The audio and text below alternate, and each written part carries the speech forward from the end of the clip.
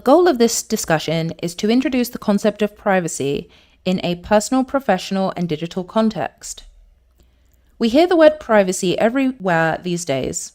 It shows up in news headlines, in app settings, in the fine print we all scroll past. But what does it actually mean? Is it about freedom? About our personal space? Is it just something legal departments care about? Or is it something that impacts all of us every single day? Let's take a step back and really unpack it, because understanding privacy is the foundation for everything we're going to explore in this course. In today's digital world, the idea of privacy has become more complex and more important than ever. At its core, privacy is about control.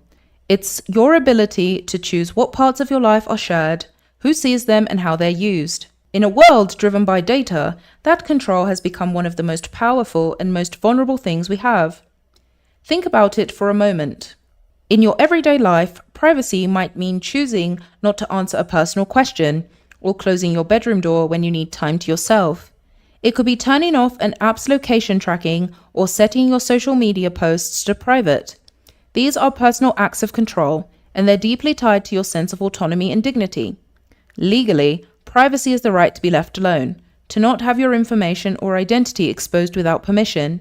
And in our digital lives, which is where most of our privacy concerns now live, it's about having a say over your personal data, what's collected, who's collecting it, and what they're doing with it. Now, a quick clarification that often confuses people. Privacy and data protection are not the same thing. Privacy is the goal. It's the right we're trying to uphold. Data protection is how we uphold it. It's the tools, policies, and safeguards that protect our private information. So when someone says, "I don't want my health records shared without permission," they're asserting their privacy. The systems that encrypt those records or secure them behind a password, that's data protection in action.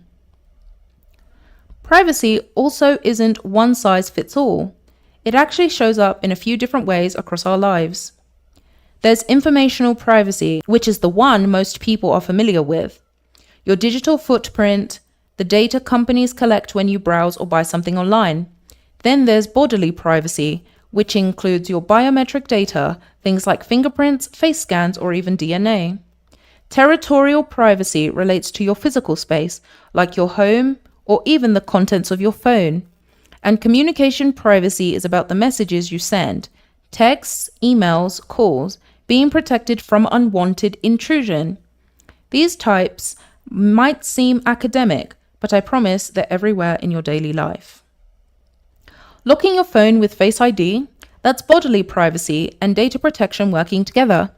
Setting your social media account private, that's informational privacy. Using an encrypted messaging app or closing your laptop before stepping away in a public place, those are all privacy decisions. Privacy isn't a buzzword, it's something we all interact with every single day. And whether we're aware of it or not, we're constantly making choices that affect it. Sometimes consciously, sometimes by default. When you start to understand privacy, not just the word, but what it actually means, you start making better decisions, you become more aware. You become more in control, and if you want to take it further, you start to see the incredible value in helping others protect their privacy too. You don't need to be a lawyer, you don't need a tech degree. You just need a willingness to learn and a genuine interest in doing work that has meaning and impact. So now that we've defined what privacy really is, let's go one step deeper.